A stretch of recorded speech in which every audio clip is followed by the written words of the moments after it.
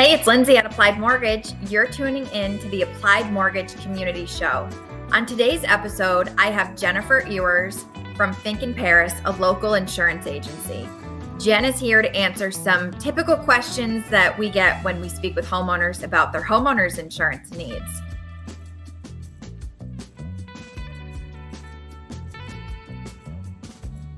Hi, it's Lindsay at Applied Mortgage, and I am here with Jennifer Ewers from Finck Perras Insurance.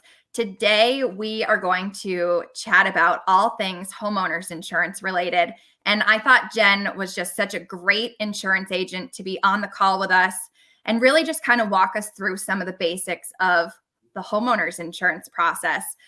Jen, could you tell us a little bit about just kind of your background, your experience as an insurance agent?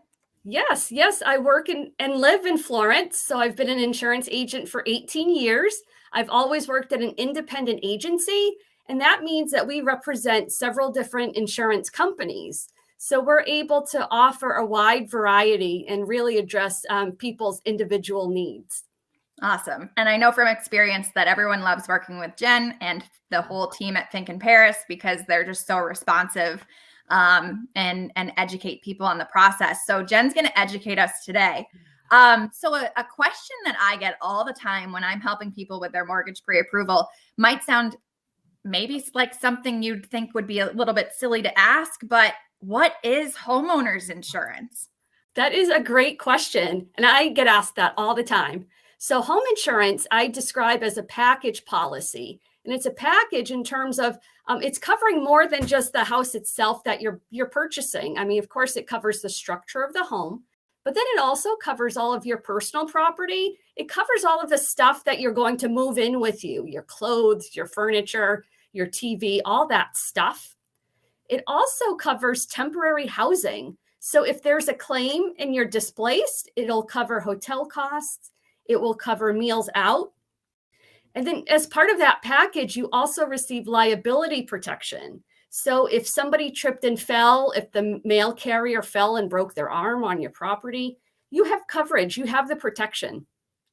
And the really neat part about that liability piece is that coverage follows you. So if you're out golfing and your golf ball, accidentally hits and breaks someone's windshield. Mine's always right down the middle. And I'm always afraid of hitting like a condo. You see the beautiful condos along the golf course with those big windows.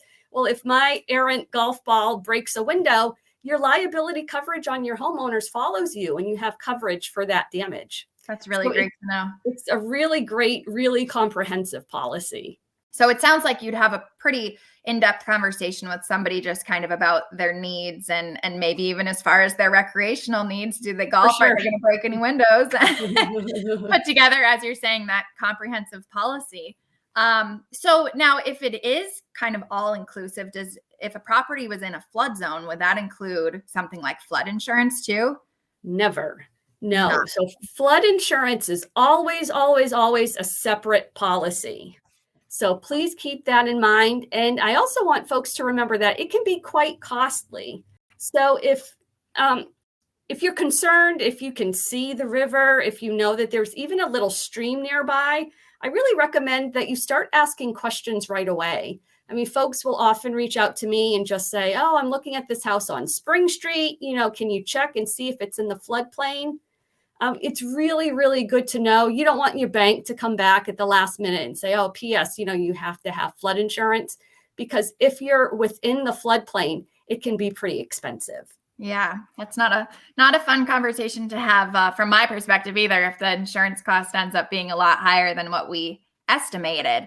So right. That brings up a really, really good question. As far as the timing goes, sometimes when people are looking at houses but not actually under contract, they might want to have a rough idea of their insurance, but really a policy, if I'm correct, it can't really be set up until you have the actual property under contract and kind of course, know what house you're going to be buying. What is the best time frame to contact you? Sure. I usually tell folks to reach out to an insurance agent 3 to 4 weeks before you're scheduled to close. That way you have a few days, give yourself a week to contact agents, to receive and to review your quotes and to ask your questions and to make sure you're comfortable and that you understand your home insurance contract. And that way, once you're comfortable and everything's signed, the insurance agent can send your binder, and the insurance binder is the proof of insurance. And that's what your bank needs. And they want to have that, about 2 to 3 weeks before your closing. So I'd say give yourself a good 3 to 4 weeks, ideally, to reach out and start getting that home insurance ball rolling. Perfect. Yeah, that sounds like the right amount of time frame. And then you're not rushed too, right? Because the home buying process, or even if you're refinancing, there's enough emotional strings attached that scrambling to get your homeowner's insurance doesn't have to be one of them. It's so true. It's great advice. Every time I hear binder, I always laugh because a while ago when I was first training someone, I said, "Oh, we have to get the insurance binder." And they said, "Oh, well, a bind, they were thinking a binder like you'd used to carry in school." And that with the 3 rings. Yep. So it's just, as Jen said, a piece of paper that shows the coverage and the different policy amounts. Yes, it's proof of insurance and a paid receipt, and it's just literally on one piece of paper. Perfect. That sounds good. Now, as a lender from kind of the mortgage side of things, we're always telling people when they get pre-approved and when they're going to buy a house, make sure that everything stays the same as far as their credit goes. Don't accumulate any other payments, any debt or anything. And so we say, ideally don't have your credit checked. When it comes to insurance, though, there is a type of credit check that you're doing, which is okay from the lender's perspective. So can you just talk a little bit about how that works? Yes. So firstly, I want to reassure everyone that it's perfectly fine to give your insurance agent your name, your current address, the address of the new place that you're buying, and your date of birth. I mean, we want to know who you are. But most importantly, we're checking what we call the insurance score. And that's really like the claims history of you and the property. And oftentimes, when you're buying a property, this insurance score check works in your favor. Because if you're buying a home that had a leaky roof at one point and there were some water damage claims, but the seller replaced the roof, so you have the benefit of buying the house with a new roof, I want to make sure that you get all of the credits that you can. And you don't need that claim history. I mean, you're not responsible for the lack of maintenance before. So it really works in your favor. Yeah. So it sounds like that's a really important step.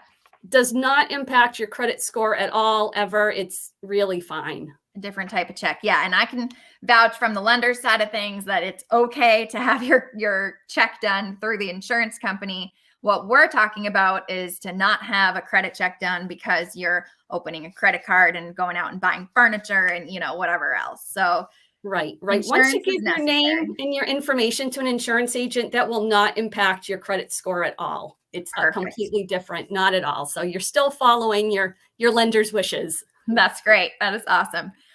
So another question that we have quite frequently, especially from new people buying a new house, which means new homeowners policy, is when they should make that payment. Sometimes the payment is included ongoing within the mortgage, but either way, that initial yearly first premium has to be paid one way or another. What do you usually suggest as far as that payment goes? Yes. So most home insurance policies need to be paid in full for the first year's insurance prior to your closing. So that can be done in 2 ways. So you can contact your agent and pay that directly. So we can take a Visa, a MasterCard, or a payment from your checking account. If you have a credit card, you want to get some points, but we can do that. But another option that's really convenient for folks is to have that home insurance premium collected as part of your closing costs. So when you sit down at your closing, the attorney will review many, many fees that you're responsible for. And they can often lump in that home insurance premium. So that's one less payment that you have to make. I mean, there's no fees for doing that.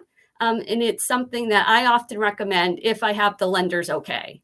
Perfect. Yeah. And we include the cost of the homeowner's insurance as a part of the initial loan estimate figures that we're reviewing. So this homeowner's insurance isn't in addition to what you've already reviewed with your lender. It's already included. And just like Jen's saying, could be paid at the closing, or if you pay it ahead of time, it would be subtracted from what's then ultimately due. So and that's where we're always in communication with your insurance agent, with Jen, to make sure that we know exactly how everything was set up. Right. So Jen, a lot of times people ask me, I have my car insurance already, or I have renter's insurance, and I'm going out to buy this new home. Does it make sense to have my insurance agent review everything that's going on for insurance? What do you think the best process is? Oh, sure. So now, people are very familiar with the term bundling, right? And people want to make sure that they have their bundle discount. And that term means that you have more than one policy with your agent. So in theory, it is the most convenient to have one person to call if you have a claim, right? If something happens to your home, if you have a chipped windshield. I mean, there's a variety of reasons that it's great to have all of your insurance with one person. But I understand when you're buying a home, you have so many balls in the air. That might not be the best time to also think about quoting and moving your car insurance. So for bundling purposes, we are very happy to follow up when your car insurance is renewing. That might be a great time so you can get through your closing, the dust settles, life is a little easier, and we can take a look at your car insurance at that time. But if you want to get all of the discounts and know what you're in for, I'll ask folks to send to me after that first conversation a copy of their car insurance policy. Oh, great. So that's something that you could do at the same time as setting up the new insurance, or, as you said, maybe the next time the renewal comes up, look over everything at that point. Absolutely.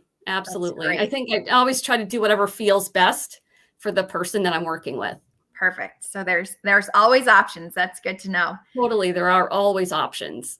Well, thank you very much, Jen. So if somebody wanted to contact you, what's typically the first step? What do they do? Sure. Yep. You can give me a call. You can send me an email. You can go to the Finck Perras website. I'm a team member. My contact information is there. You can call me directly. I'll give you my phone number. That is 413-269-3208.